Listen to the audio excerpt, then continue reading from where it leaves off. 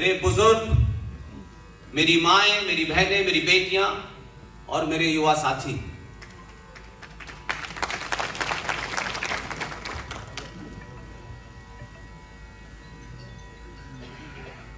मैं किसी भी मंच से किसी को बात कहने से पहले बहुत इस बात का ध्यान नहीं रखता हूं कि ये किसके खिलाफ होगी।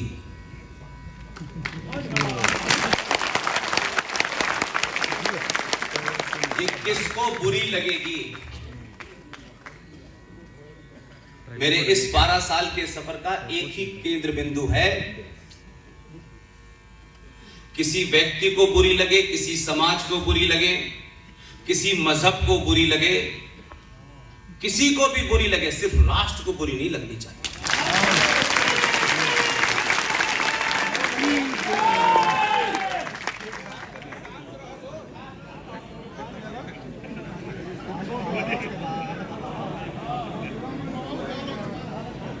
अपनी बात कहने से पहले मैं बड़े ईमानदारी के साथ ये कहना चाहता हूं,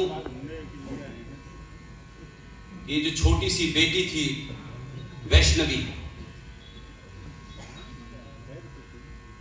इसकी माता को, इसके पिता को, इसके घर वालों को मैं प्रणाम करना चाहता हूं। इतनी अच्छी आवाज कि जब तक ये दिख नहीं रही थी मुझे लग रहा था कोई संगीत का बड़ा आदमी गा रहा था। लेकिन सनातनी समाज में एक बहुत बड़ी कमी मैं देखता हूं, और ये हर मंच से कहता हूं,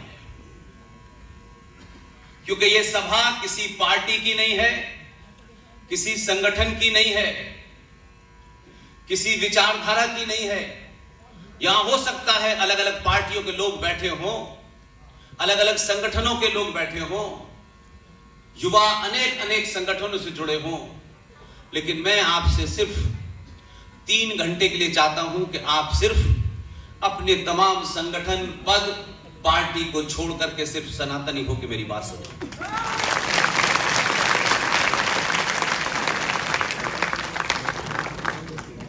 क्योंकि हम पहले और आखिरी सनातनी हैं, बाद में कांग्रेस के हैं, बीजेपी के हैं, आरएसएस के हैं, विश्व हिंदू परिषद के हैं, वगैरह वगैरह वगैरह। हमने अपनी पहचान ये पॉलिटिकल पार्टीज की दुकान से तय करना शुरू कर दिया है। लोग अपना नाम बाद में बताते हैं, पहले पार्टी का नाम बताते हैं, जिससे रौब गालिब हो के देखो हम सत्ता दल के हैं। पुष्पेन पे उसका कोई असर नहीं है,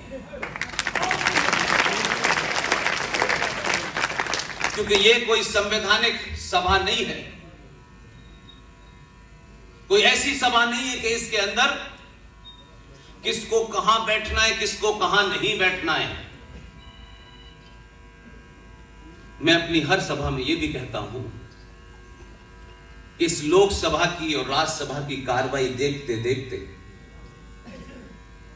आप लोगों ने एक गलत परंपरा डाल ली है। जब भी आपको लगता है कि सभागार 3 हिस्सों में बैठा हो, तो उल्टे हाथ पे जिसमें लोकसभा में विपक्ष बैठता है वहां आप महिलाओं को बैठा देते हैं। किसी भी ऐसे प्रोग्राम में जहां राष्ट्र आपके बीच में, केंद्र में हो, तो उसको आसान भाषा में कह सकता हूं कि एक परिवार में मां राष्ट्र होती है और पिता देश होता है।